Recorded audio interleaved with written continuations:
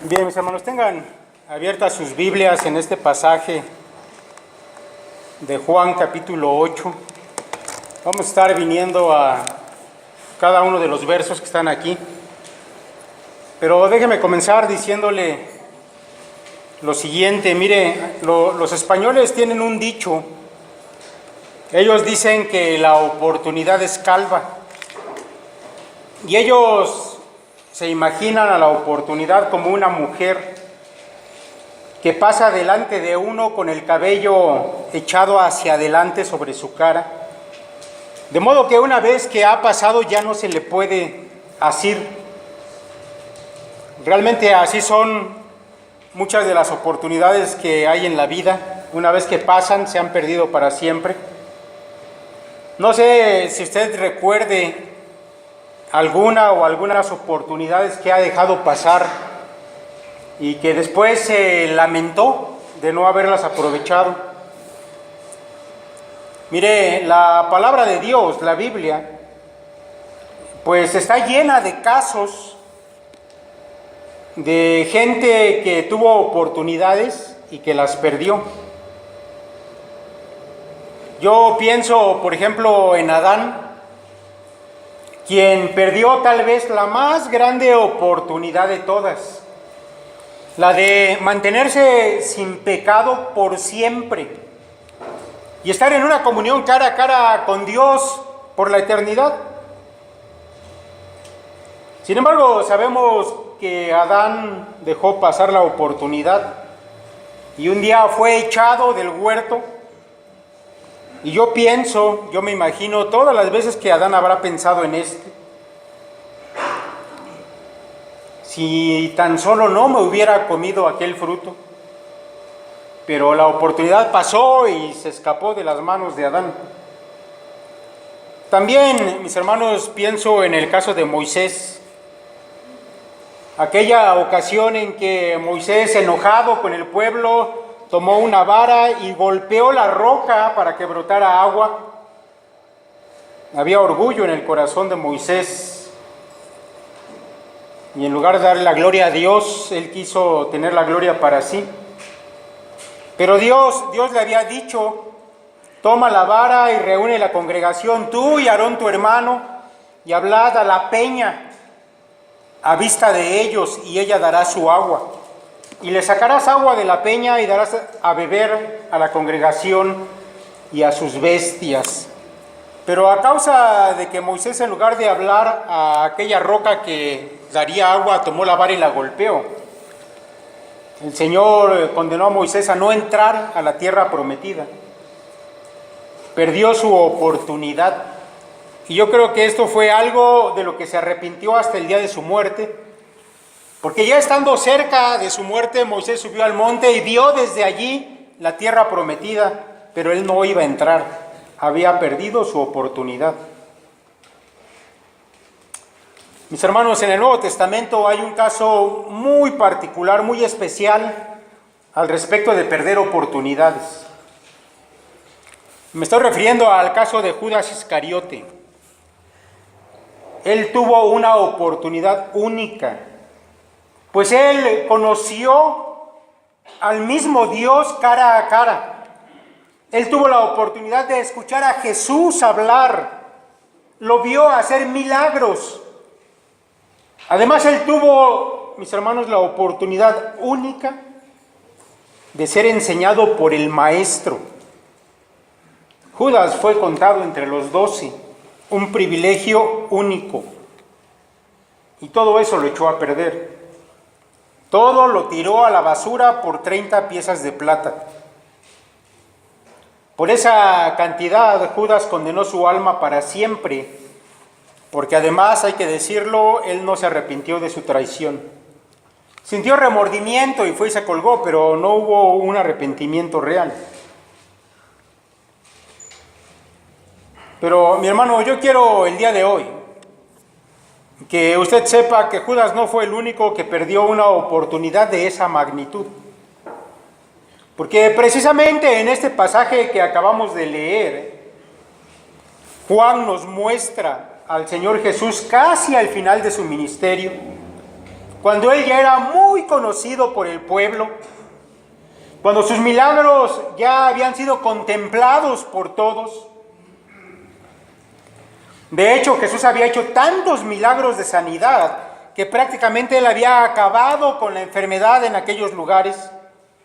La gente sabía también que él había levantado muertos de la tumba, que él había caminado sobre las aguas, que él había, con una palabra, calmado la tormenta. Pero Juan en este pasaje nos muestra el rechazo final del pueblo hacia su Mesías. Un pueblo que al final de cuentas sí lo conocía muy bien. Tuvo una oportunidad única y la dejó pasar. Mire, en este pasaje el Señor Jesús nos va a mostrar las consecuencias de ese rechazo y también nos va a hablar de 4 características de aquellos que se pierden a pesar de haber tenido todas las oportunidades al alcance de su mano. Mis hermanos, yo quiero comenzar por hablar acerca de las consecuencias de rechazar a Cristo. Y quiero que lo escuche bien, no se pierda de vista esto. Versículo 21. Dice: otra vez les dijo Jesús: yo me voy y me buscaréis, pero en vuestro pecado moriréis. A donde yo voy, vosotros no podéis venir. Mis hermanos, ya anteriormente, allá en el capítulo 7, en los versos 33 y 34, el Señor había advertido a la gente del pueblo, a los religiosos del pueblo, que Él ya no iba a estar entre ellos por mucho tiempo. Y ahora, mis hermanos, vuelve a hacerlo. Cuando Él usa esas palabras, yo me voy, está obviamente hablando de su muerte. La oportunidad del pueblo está llegando a su fin. Es cuestión de días, prácticamente, en que el Señor se va a ir de ellos. Y ese tiempo que tuvieron para escuchar, para aceptar, está pasando delante de sus caras y parece que la oportunidad se les va a ir. El Señor dice: yo me voy y me buscaréis. Ciertamente en unos días Él iba a ser puesto en la cruz, iba a ser quitado del medio del pueblo, y Jesús dice: y me buscaréis. En algún momento ellos, ese pueblo judío, por fin lo iban a buscar, según las palabras de Cristo. Pero, mis hermanos, no iba a ser por los motivos correctos, no para salvación. Mire, hay 3 probables interpretaciones de las palabras del Señor. ¿A qué se refería con que me buscaréis? Primero, mis hermanos, déjenme decirles, es probable que el Señor tuviera en mente aquellos falsos mesías, esos falsos cristos que iban a venir después de la partida del Señor. Y a esos sí que iban a buscar, a esos sí los iban a seguir, aun cuando fuera para su propia perdición, en tanto que al verdadero Mesías lo estaban dejando ir, lo estaban rechazando. Esa es una interpretación probable de las palabras del Señor y que por cierto pasó. Pero también, mis hermanos, está la posibilidad de que la búsqueda de ellos se diera precisamente cuando llegara el tiempo de la destrucción de Jerusalén. Porque esa destrucción ya estaba a la puerta y venía precisamente por causa del rechazo del Salvador. Cuando este pueblo viera a Roma destruyendo a la ciudad santa de Jerusalén y que la vida de miles de aquel pueblo estaba siendo exterminada por los soldados romanos, entonces ellos iban a levantar su rostro e iban a buscar la salvación de sus enemigos y entonces buscarían a su Mesías. Eso pasó también. Pero hay una posibilidad más, que a mí me parece que está más cercana al contexto de las palabras de nuestro Señor. Mire, escuche otra vez las palabras y después le voy a decir cuál es esta tercera explicación. Otra vez les dijo Jesús: yo me voy y me buscaréis, pero en vuestro pecado moriréis. A donde yo voy, vosotros no podéis venir. Mis hermanos, todos los que han tenido su oportunidad de salvación y la dejaron pasar, un día estarán delante del juez de todos los hombres. Y entonces clamarán por salvación. Pero el tiempo de gracia habrá pasado. El tiempo de la retribución del Señor habrá llegado. Y todos los que en esta vida rechazaron al Salvador, un día le buscarán. Pero ya será demasiado tarde. Porque a donde yo voy, vosotros no podéis venir.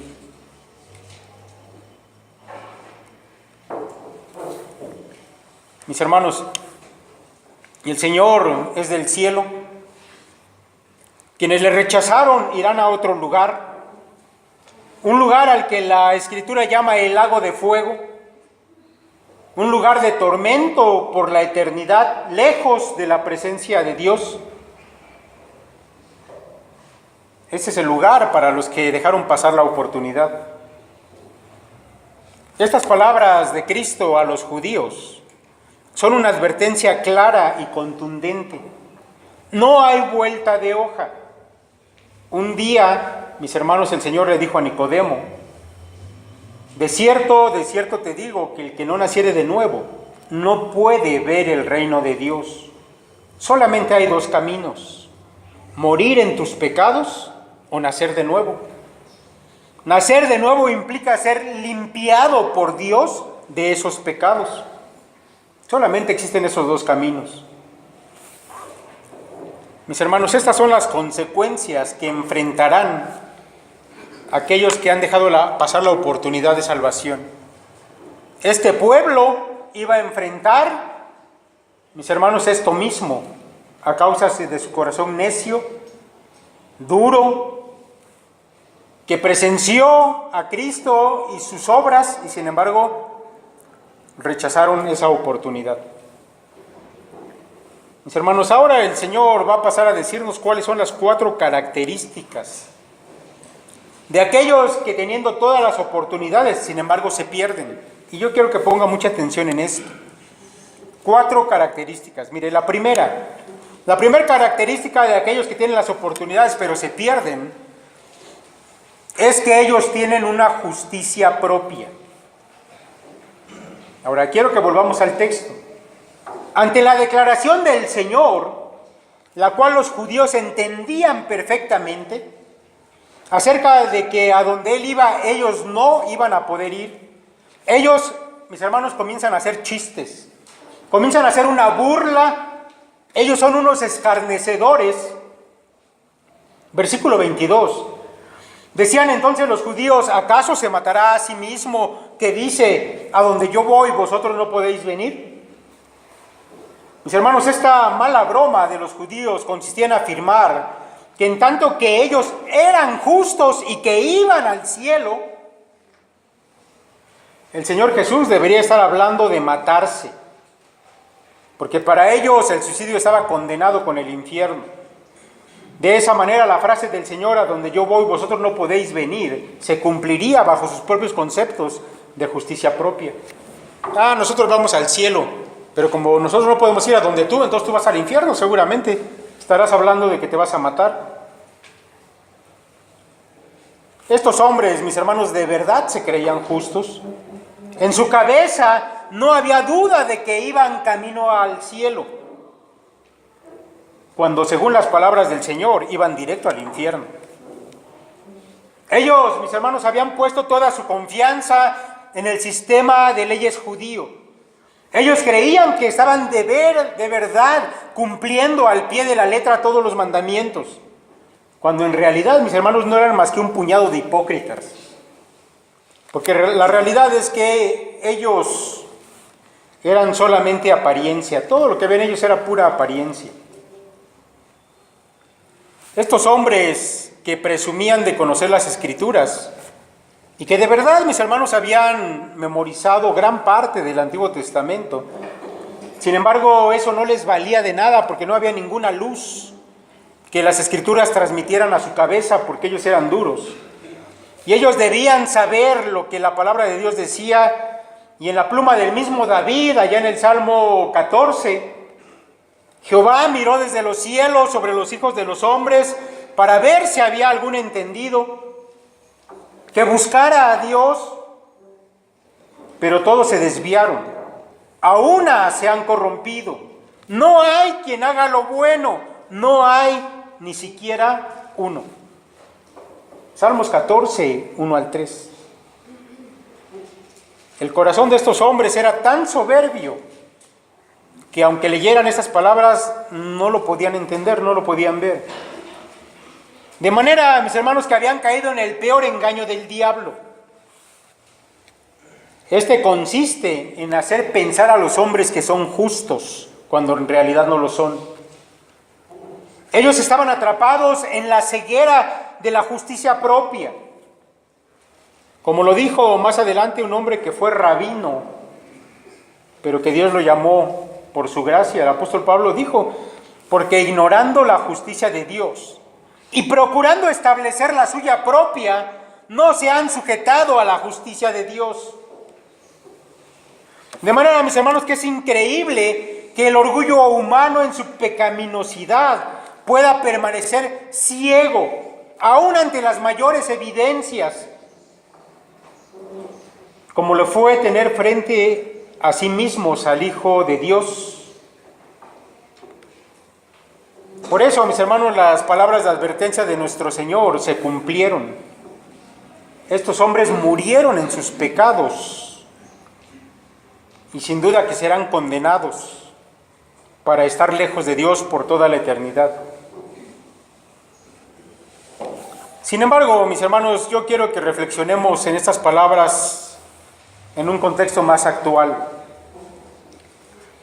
Porque estas palabras de condenación siguen vigentes para los hombres de todos los tiempos que confían en su propia justicia. Y mis hermanos, me parece que todos los que estamos hoy aquí deberíamos reflexionar en esto. A mí me parece, mis hermanos, que es una obra de la inspiración del Espíritu haber permitido que muchas de las cosas que los evangelios dicen fueran dirigidas a religiosos. Así que yo le voy a pedir que por un instante ponga su orgullo a un lado. Recuerde que para los judíos la perdición consistió en ser orgullosos, pensar que estaban salvos y no quisieron escuchar. Yo le voy a pedir que por un instante ponga su orgullo a un lado y trate de entender que si su vida solamente ha consistido hasta aquí de pura religiosidad externa, pero no ha habido ninguna transformación real, usted está en el mismo caso de aquellos judíos. Tengo que decírselo. Si usted piensa que irá al cielo solamente por venir a la iglesia de vez en cuando, tal vez por hablar una jerga cristiana, o tal vez porque desde que era muy pequeño usted ha sido criado en medio de un ambiente cristiano, o incluso tal vez haya ahí en su cabeza la idea de que si en una balanza se pusieran todas sus obras buenas y del otro lado todas sus obras malas, las buenas ganarían, etc. Bueno, usted ha caído en el engaño satánico y tal vez su camino es el de la perdición.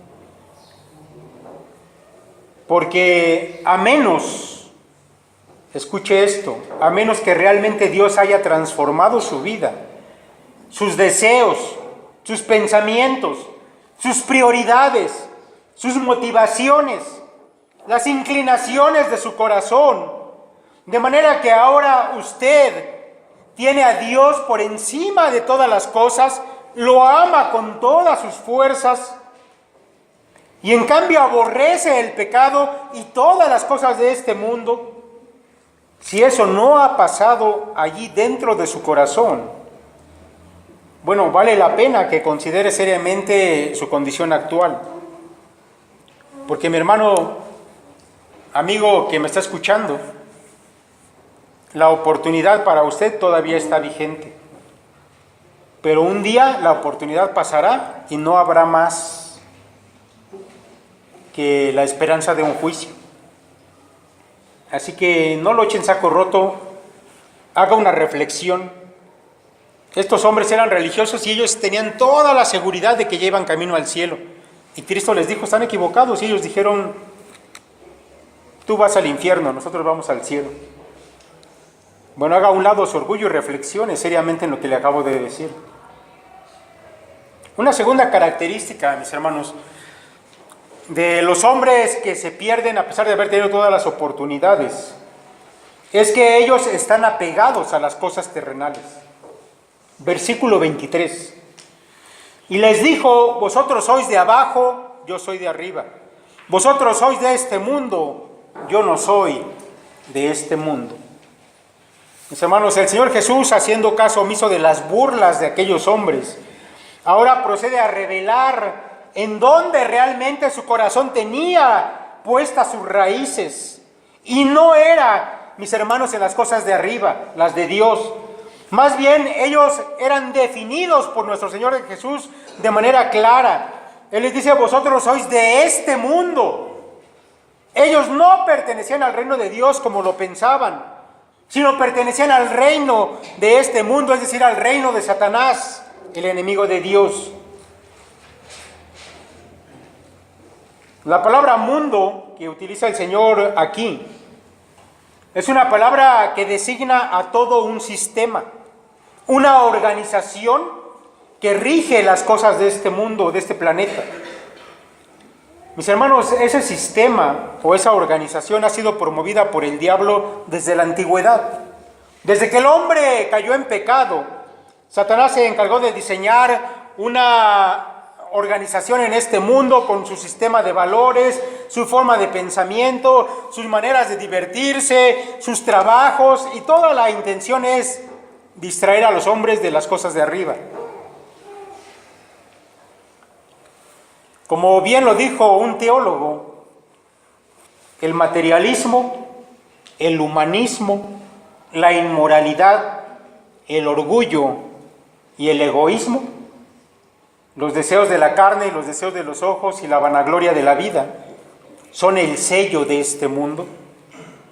Dice él, este mundo se opone completamente a la verdad divina, a la justicia, a la virtud, a la santidad. Las opiniones de este mundo son erróneas, sus intenciones son egoístas, sus placeres son pecaminosos, sus influencias son desmoralizantes, sus políticas son corruptas, sus honores son vanos, sus sonrisas son falsas y su amor es falso y veleidoso. Es cierto, este teólogo tiene razón. Mis hermanos, el corazón de los judíos a los que está hablando el Señor realmente amaba las cosas de este mundo. Ellos eran orgullosos, amaban las alabanzas de la gente, se regodeaban en la admiración que les tenían, disfrutaban de las cosas materiales más que de las espirituales, eran mentirosos, engañadores e inmorales. Ellos, mis hermanos, se habían encargado de retorcer la ley de Dios para acomodarla a su conveniencia. Se dejaban literalmente arrastrar por sus deseos y estaban dispuestos a hacer lo que fuera con tal de satisfacerse a sí mismos, incluyendo llevar a la cruz a su propio Mesías. Ellos amaban a este mundo más que a nada. Un judío amante de la ley de Dios, inspirado por el Espíritu de Dios, dijo: almas adúlteras, ¿no sabéis que la amistad del mundo es enemistad contra Dios? Cualquiera pues que quiera ser amigo del mundo se constituye enemigo de Dios. Mis hermanos, aquellos hombres religiosos son como muchos otros religiosos de la actualidad que aman este mundo con todas sus fuerzas. Mucha gente que piensa que va camino al cielo y que está en las iglesias han hecho del mundo la prioridad de sus vidas y se esfuerzan por conseguir los bienes de este mundo, por obtener los placeres que este mundo ofrece. Ellos quisieran tener el reconocimiento de la gente de este mundo. Por eso a estas cosas es que dedican su tiempo y su esfuerzo. Mire, el mayor tropiezo, el obstáculo más grande para que los hombres, después de haber escuchado el Evangelio, se acerquen a Dios, es su amor por lo mundano. Los judíos de aquel tiempo contemplaron la gloria de Dios en el rostro de Jesucristo, pero ellos amaron más las tinieblas de este mundo, porque de esa manera ellos, mis hermanos, se encargaron de definir a dónde pertenecían, pero también se encargaron de definir cuál iba a ser su destino eterno. Ahora, mi hermano, yo quiero decirle que no es muy difícil saber dónde está tu tesoro. Tú mismo puedes averiguarlo. Tu tesoro estará donde esté tu corazón. Palabras de nuestro Señor Jesucristo. La pregunta que tú tienes que hacerte es, ¿qué amas más? ¿Qué amas más en esta vida? ¿A qué le dedicas más tiempo y esfuerzo? ¿Qué es, mi hermano, lo que motiva tu manera de vivir? ¿Cuál es tu verdadera prioridad en esta vida? Allí, a donde te lleven tus respuestas, allí es donde está tu corazón. Tú lo puedes saber. Yo te pido que reflexiones, hazte estas preguntas y entonces te vas a dar cuenta si tú perteneces abajo o perteneces arriba. Todavía tienes la oportunidad de corregir si es necesario que lo hagas. No dejes pasar la oportunidad. Número 3, una tercera característica de los hombres que se pierden habiendo tenido todas las oportunidades. Versículo 24. Por eso os dije que moriréis en vuestros pecados, porque si no creéis que yo soy, en vuestros pecados moriréis. Mis hermanos, ahora el Señor Jesús se va a encargar de mostrar de manera abierta la incredulidad de estos hombres. Y esa incredulidad, mis hermanos, consistía en negar aquello que Jesús había declarado que Él era.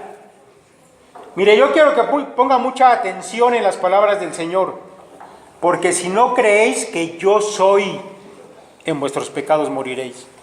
Esa frase, yo soy, era la definición que Cristo estaba dando de sí mismo. Ese nombre era conocido por los judíos, era el nombre de Dios. Cuando el Señor le apareció a Moisés en la zarza ardiente y lo mandó a liberar al pueblo judío, una de las excusas que puso Moisés es: Señor, y si el pueblo me pregunta ¿quién te envía?, ¿qué les voy a decir? Y el Señor le dijo: yo soy, diles que yo soy te envía. El Señor Jesucristo, después de haber hecho tantos milagros, de haber dado tantas evidencias, al final de su vida, ahora Él declara abiertamente quién es Él. Yo soy. Él es Jehová, el Dios del Antiguo Testamento. Aquel que había liberado al pueblo de Egipto, aquel que se había erigido en una columna de fuego en la noche para guiar a su pueblo, el que abrió el mar para que pudieran pasar en seco. Él se había hecho hombre y estaba entre ellos, pero ellos no lo quisieron conocer así. El Señor Jesús les dio muchas evidencias de que Él era Dios. Y digo esto porque tal vez pudiéramos pensar, bueno, es que Jesús le está diciendo que Él es Dios. Esa no es una afirmación fácil de aceptar, ¿no? Digo, si viniera alguien y me dijera yo soy Dios, bueno, pues yo pensaría que tiene serios problemas mentales, a menos que diera una evidencia contraria a eso. Ahora, déjeme decirle algunas de las evidencias que Cristo había dado. Antes de declarar quién era Él, Él se había encargado de dar una evidencia tras otra. Mire, el Señor Jesucristo había cumplido con las profecías hechas en el Antiguo Testamento acerca del Mesías. Profecías como el lugar donde Él había de nacer. La Escritura decía que tenía que ser en Belén, y Él había nacido en Belén.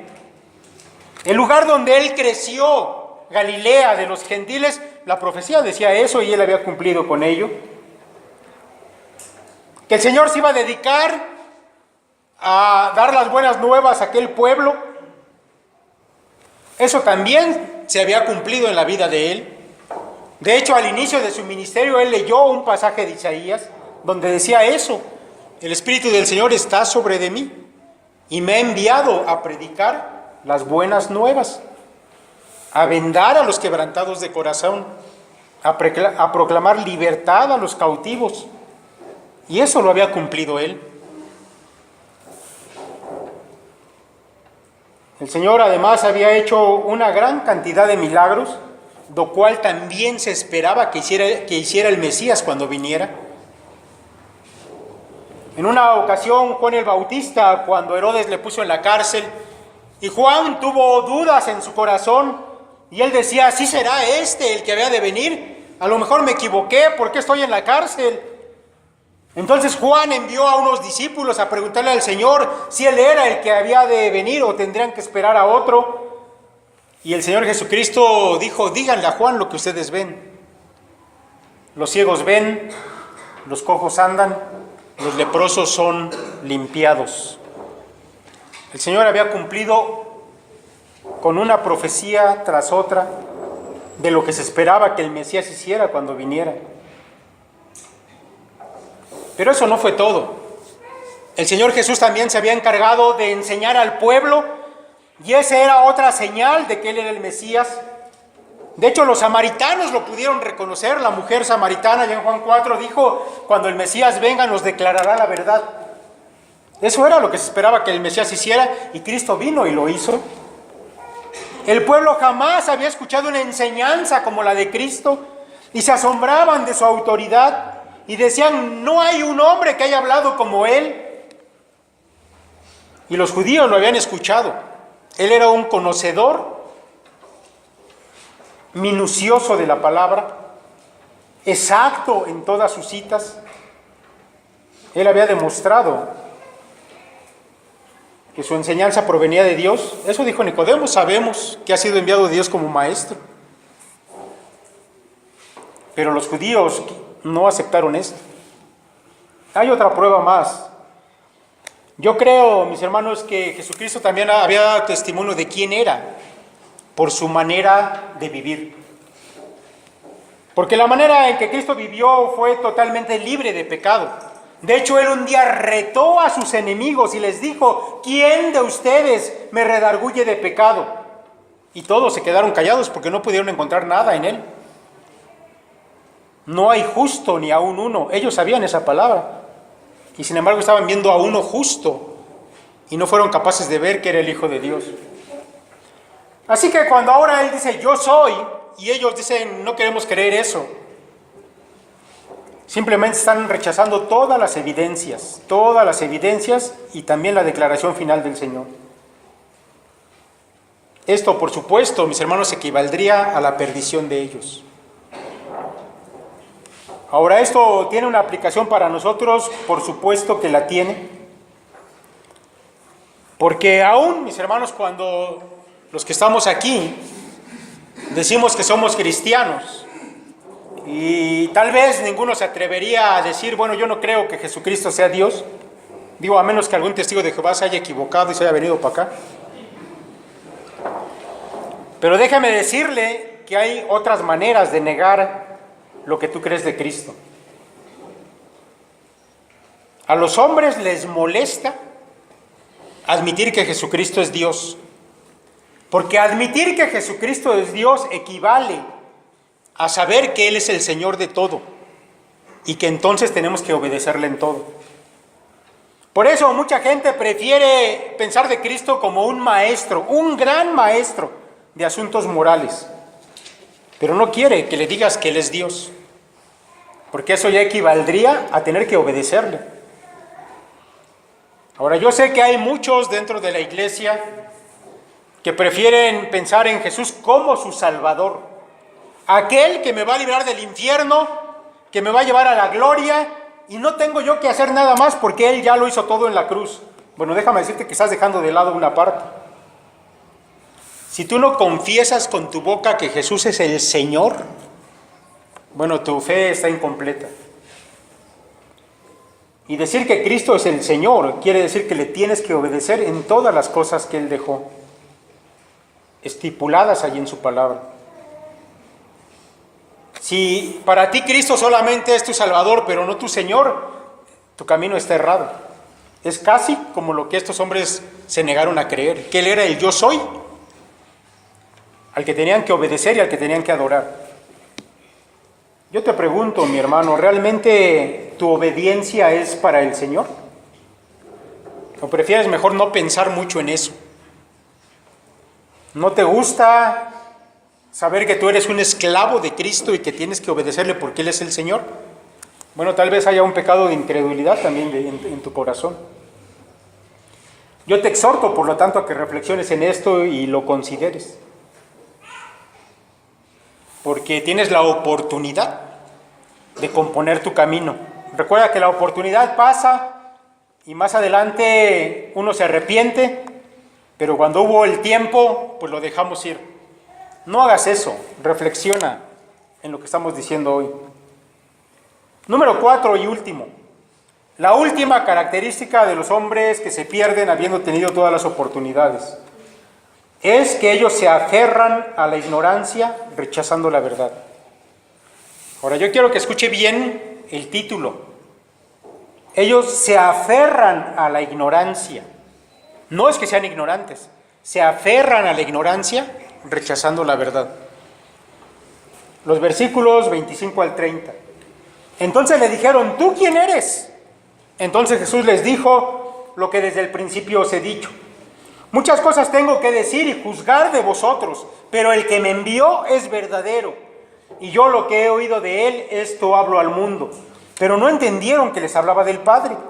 Les dijo pues Jesús, cuando hayáis levantado al Hijo del Hombre, entonces conoceréis que yo soy, y que nada hago por mí mismo, sino que según me enseñó el Padre, así hablo, porque el que me envió conmigo está.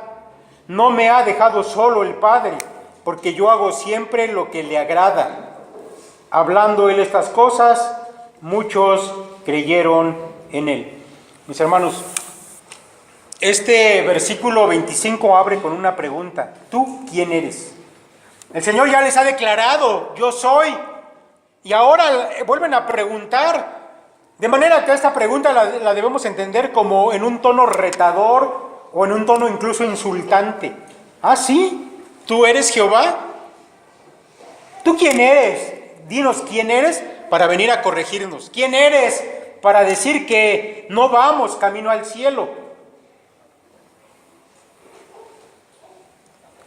Mis hermanos, yo quiero decirles que esta pregunta no estaba basada en la ignorancia. No es que ellos no supieran. Yo quiero que usted sepa que la incredulidad no surge por la ignorancia. La incredulidad surge de la voluntad. ¿Puede una persona conocer toda la palabra? ¿Puede haber escuchado el Evangelio y entenderlo? Y sin embargo, decide no creer. Tal vez le ha tocado a usted predicarle a algunas personas que son así. Y usted ya les ha explicado y ya se ha asegurado que ellos entienden, y sin embargo ellos dicen, no, no quiero. No es por ignorancia. La incredulidad es fruto de la voluntad. Jesucristo había hecho tantos milagros, tantas señales. Él les había declarado ahora abiertamente quién era. Y sin embargo ellos decidieron por su propia voluntad no creer eso. Ahora el Señor, que ha acumulado tanta evidencia, les va a dar una muestra más. Dice, cuando hayáis levantado al Hijo del Hombre, entonces conoceréis que yo soy. Ellos en este momento le están rechazando, están dejando ir su oportunidad. Pero Cristo, cuando Él se ha puesto en la cruz, les va a dar una evidencia más. ¿Por qué, mis hermanos? Porque cuando el Señor fuera puesto allí en la cruz, Él iba a ser abandonado por el Padre. Y tal vez él está pensando en esto, por eso él dice esas palabras: no me ha dejado solo el Padre, porque yo hago siempre lo que le agrada. Hasta este momento el Padre había estado en la vida de Cristo, ya había manifestado las obras que el Padre le había ordenado, y habían estado unidos, pero iba a llegar el momento cuando fuera levantado el Hijo del Hombre, y entonces el Padre le iba a abandonar. Dios mío, ¿por qué me has abandonado? Y de inmediato dice la Escritura que se cubrió el cielo de oscuridad, 3 horas de oscuridad. Y entonces se rasgó el velo del templo de arriba abajo, y las piedras se partieron, y los sepulcros de santos de la antigüedad se abrieron, y ellos anduvieron apareciendo a la gente. Eso no lo podía hacer un hombre que ya estaba muerto. Esto era un testimonio del Padre de quién era el que estaba allí en la cruz. Y estos judíos que estaban escuchando estas palabras de Cristo lo vieron más adelante. Y fue un asunto tan contundente, una carga de evidencia tan grande, que aún ese centurión que estaba allí al pie de la cruz y contempló todas esas cosas, dijo: verdaderamente este era el Hijo de Dios. Un hombre endurecido, pagano, pero que ante lo que estaba contemplando no soportó la carga y declaró eso. Pero ¿sabe qué? Estos judíos habían decidido rechazar la verdad. ¿Podía haber más evidencias? Ellos ya habían endurecido su corazón y habían decidido que no iban a creer pasara lo que pasara. Ellos murieron en sus pecados, dejaron pasar su oportunidad. Cristo fue al cielo, ellos fueron a la perdición. Mis hermanos, entre nosotros el día de hoy todavía hay quienes se aferran a cosas y deciden rechazar la verdad. Incluso esto que estamos predicando en este momento. Tal vez haya entre nosotros alguien que diga: bueno, es que yo estoy seguro de que yo sí voy a ir al cielo, y se niegue a analizar su propia vida, y tal vez ha decidido no hacer ningún análisis, tal vez ha decidido creer en su buen comportamiento y en sus obras exteriores, y esté dejando pasar la oportunidad. Hay otros a los que a veces nos hemos acercado, hemos intentado darles una exhortación para cambiar su vida, y ellos han dicho: ¿quién eres tú para decirme lo que tengo que hacer? Yo estoy seguro de que lo que estoy haciendo está bien. Bueno, ellos ya han decidido seguir un camino. No va a haber poder humano que los convenza. Si toda la evidencia que Dios dio a estos hombres no los convenció, es porque ellos ya habían decidido seguir un camino. Mis hermanos, yo les exhorto el día de hoy a que reflexionemos en todo esto. Estamos en esta serie de predicaciones del pesebre a la cruz. Esto es parte del ministerio de Cristo, y estamos llegando ya al momento en que Él va a ir a la cruz. La predicación de mañana y del martes, miércoles, jueves, bueno, vamos a estar llegando hasta el clímax el día viernes. Yo le pido que no falte, haga el propósito de estar aquí para culminar esta serie de enseñanzas. Entre tanto, mis hermanos, vamos a dejar por hoy hasta aquí con esta reflexión. Vamos a orar y vamos a pedirle al Señor que su palabra cale en nuestro corazón profundamente. Dios, te damos gracias por tu palabra, Padre, porque sin duda, Señor, que siempre es clara y siempre es contundente. Porque, Señor, tú te has encargado a dar testimonio, Señor, a nuestros corazones a través de tantas cosas, a través de tu palabra, a través de lo que hemos aprendido, Señor, a lo largo de la vida, la manera, Señor, en que tú has suplido todas nuestras necesidades, de manera, Padre, que no tenemos duda de quién eres. Pero, Señor, si aún hubiera orgullo en nuestro corazón, si aún hubiera, Padre, alguna parte que está endurecida, te rogamos, Señor, que permitas que esta palabra entre profundamente, que como una espada de dos filos, Señor, que penetra y que parte las coyunturas, Padre, los huesos, los tuétanos, así sea, Señor, tu palabra en nuestro corazón. Permite, Padre, que podamos reflexionar y ponernos a cuentas contigo si es, Señor, que en algo estamos fallando. No permitas, Padre, que el orgullo se levante, que el amor por el mundo, Señor, pese en nuestra vida, sino que, Señor, podamos ser gratos delante de ti y que, Señor, nuestra seguridad de salvación provenga de ti, nunca, Señor, de nuestra justicia propia. Gracias, Dios, una vez más por las oportunidades que nos das, que son invaluables. En el nombre de Cristo Jesús, nuestro Señor y nuestro Salvador, te lo rogamos y te agradecemos todo. Amén.